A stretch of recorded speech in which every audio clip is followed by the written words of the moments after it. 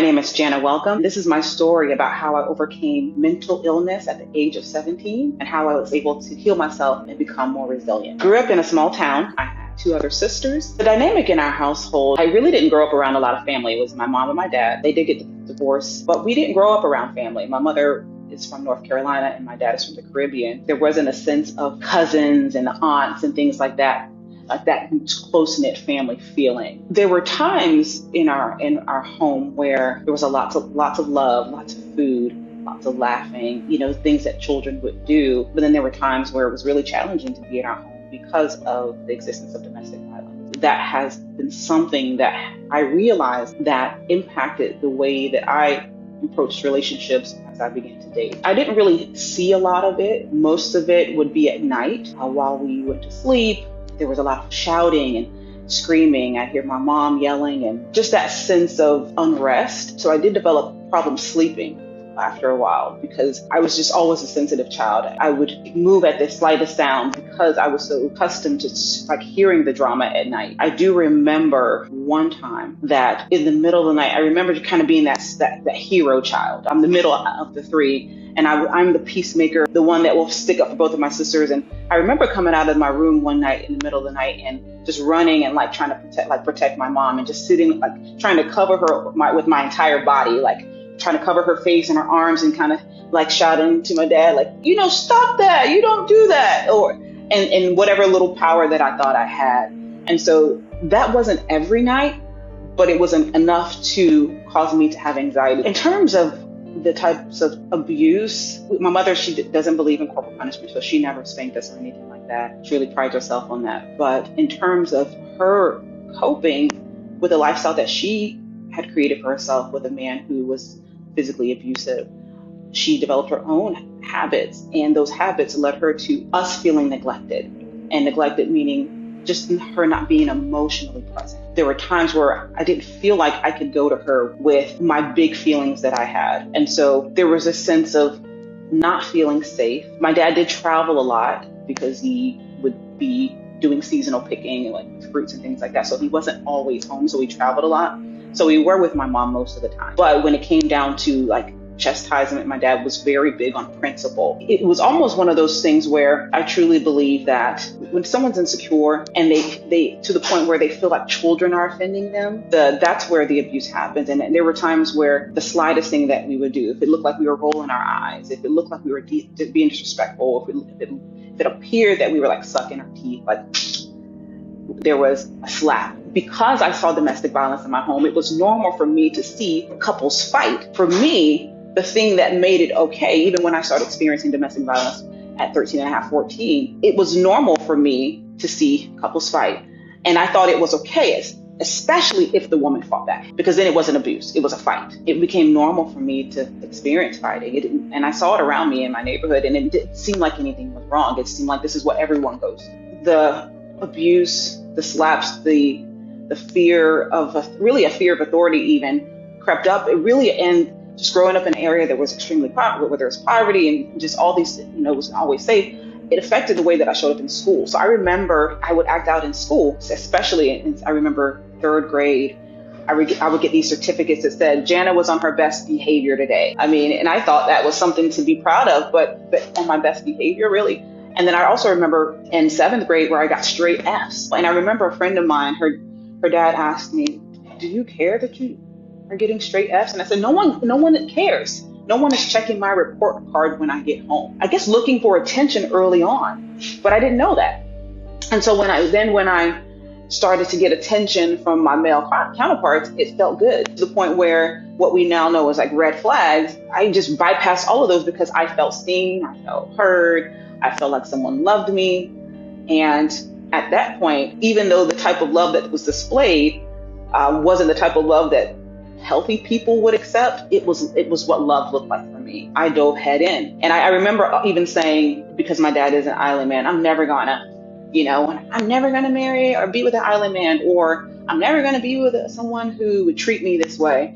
And unfortunately, my first two relationships were identical to my dad in certain ways, womanizing and cheating or physical and verbal, mental, emotional abuse. We started to date. I remember him asking me, do you want to have a baby? And funny, I didn't even really know how babies were made. I was a child. So I remember getting pregnant with my daughter and just that sense of like, what does this mean? I didn't know what it meant. I thought that we would be together forever and that we would raise this child together. And while all the time I had friends that were saying, Jannah, you could do better, because he had isolated me from my friends. He didn't want me hanging out with anyone. He was just very explosive. But to me, that I felt like the fact that he wanted me close to him all the time meant that he really, really cared. And I felt like if I modified my behavior, then I can control the situation. So if I just don't hang out with my girlfriends, don't go to the mall without him there, if I can just change what I'm doing, then everything would be okay. But that was only temporary, because it was always something else. And so just that lack of self-awareness and just that understanding of what a healthy relationship looked like based on what I'd experienced when I was a child, it just really skewed everything. When I found out I was pregnant, I didn't tell my mom.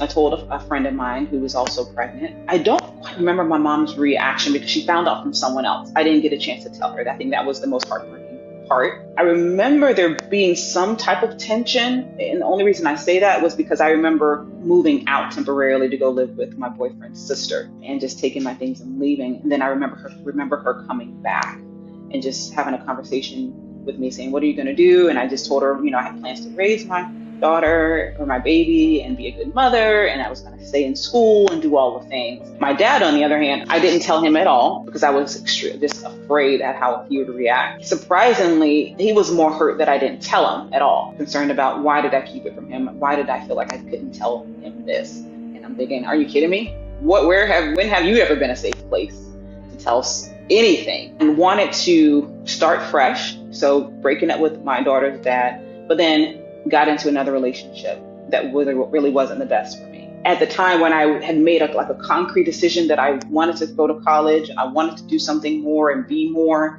didn't know how that was going to happen, but I had just this sense of I want to be someone good for my daughter. I found that I was pregnant again with my son, and that was devastating, because I couldn't believe that I had done that to myself. And that thought process of my life is over. How am I going to do this? I'm never going to finish school. I don't want to be with this guy. He's not the best for me. I learned that he had multiple children from other people. Learned that a really close friend of mine, her son belonged to him. It was just, I felt like the world was just black. And from that place, I remember saying to myself, I'm so depressed. And the more I said I was depressed, I became more and more and more depressed. And I remember when I was laying in my bed one night and my older sister was in the next room, and I was just laying there just extremely sad, my heart started to race and I had a full-blown anxiety attack. And that was the first time that happened to me. I remember running to her saying, I think I'm dying. I think I'm having a heart attack. And she kind of was just like, just relax. She's a teenager herself. And that was the first time that I had an anxiety attack. And from that point, it just snowballed from there, with 3 to 4 anxiety attacks a day, calling 911 and the ambulance coming and hooking me up to the EKG and whisking me away to the ER, sending me home saying I'm absolutely fine, which was even more terrifying. And so now I'm thinking, for sure, I have some type of rare disease. For sure, something is desperately, wrong with me, that even the doctors don't even know what it is. They don't even know how to find it. That's how bad it is. And then it got to the point where I wasn't sleeping at night. And remember, as a child, I had problems sleeping because of the abuse that I remember hearing. Now I'm not sleeping because I'm afraid that I'm going to die in my sleep. And then when I did fall asleep, I would sleepwalk, which made it even more terrifying. I remember getting up and just walking. I don't know what I'd be doing, but I remember laying back in my bed. And as soon as I would lay back in my bed, I'd go, I did it again. I'm doing it again. And that whole sense of panic would just take over, and then the anxiety attack would hit, and then I'd put my daughter in the stroller and I'd go walk over to the emergency room and I'd go, can you just keep an eye on me?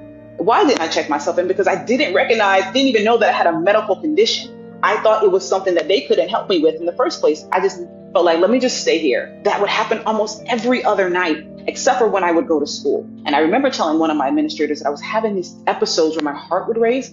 And she was the first one. She was the one who said, I think you're having an anxiety attack. I want you to get a journal and I want you to write down what you're thinking about right before they start to come. And I began to do that, but at the time, I didn't have any control, didn't have the discipline to continue on with that. But she was the first person that mentioned to me that maybe I was having an anxiety attack. And in my mind, I'm wondering, am I experiencing a mental episode or going crazy like we'd heard that certain other people in our family had experienced. So I didn't know if this was some hereditary doom and gloom that I was experiencing that was destined to happen to one of us and I just happened to be the one, or if someone had put in our community like roots on me. That's like someone had put a spell or did witchcraft to make me kind of lose my mind in order to control me or in order to get back at me or revenge. And so these were the things that were going through my mind. My sisters were there, they were living their own lives. My mother really didn't have the capacity to carry anybody else's stuff. And so no one was there. The closest person with me was my really good friend who would take me to the ER, who would allow me just to talk to her and tell her about my suicidal ideation and talk about how I just felt like I was going to die, and if she could just take care of the kids for me if something happened to me. And so no one was there. No one was there. I felt extremely alone.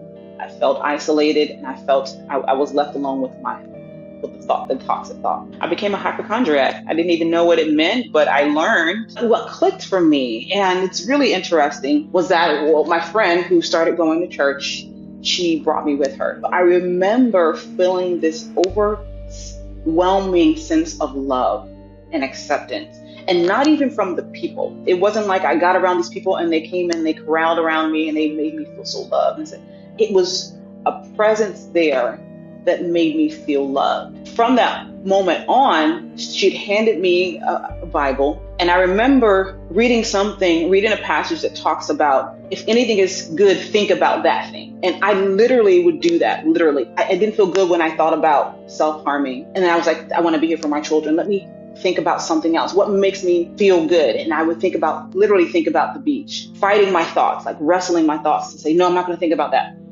And not only that, it was just being like learning to be grateful for my children, learning to practicing this gratitude and what they would call like mindfulness now is really, and just really doing like spiritual work, like really connecting with my creator, concentrating on my thoughts, realizing that my thoughts had that life of their own. I did one time I thought about this and I felt better. Well, let me take my kids to the park and think about this. I would put myself in places that made me feel well. I really came to this conclusion that no one was coming to save me. I remember looking around thinking, I am so grateful that it's just me and my kids. I'm glad that I'm not with any one of those guys. And then I started recognizing that I had positive aspects about myself, like knowing that I'm a good mom, and really started putting myself around people who affirmed that. I didn't know that most of them were older women, and I did all the things. I literally put myself away from all of the friends that I used to hang out with, club with, drink and smoke with, and really started hanging out with people who would tell me that it would be okay and model that for me. I would want to say to anyone, especially, when I was coming up, we would hang out in the mall. Kids are not often hanging in the mall anymore. They're hanging out on their phones, isolated in their rooms. And if they're experiencing anxiety or feeling sad, it's the opposite of happy. If you're feeling sad and you feel like there's no one that you can trust, that you can talk to, I would encourage you to find a trusted person in your school, your guidance counselor. Grab a hold of them. Make them listen to you. Make them listen to you, and because you're worth that. And I have this acronym that I kind of talked about, concentration. Write down your thoughts. Analyze your thoughts. And if you're thinking thoughts that don't make you feel good, write down what the opposite of that is. Gratitude. Find things to appreciate about life and yourself. Knowledge. Learn and know the positive aspects of yourself. Things that you are good at. I could dance. I could sing. If you can find those positive aspects about yourself, learn what you love to do and find out where you thrive. And then E, execution. Do it. Find ways to do things that you love and are good at, and to be in environments where you light up like the sky. I didn't have anyone helping me. And it's not always easy to ask for help. So while you're on the journey to getting the confidence to ask for help, start practicing those things that I just mentioned. And you can do them right in your room.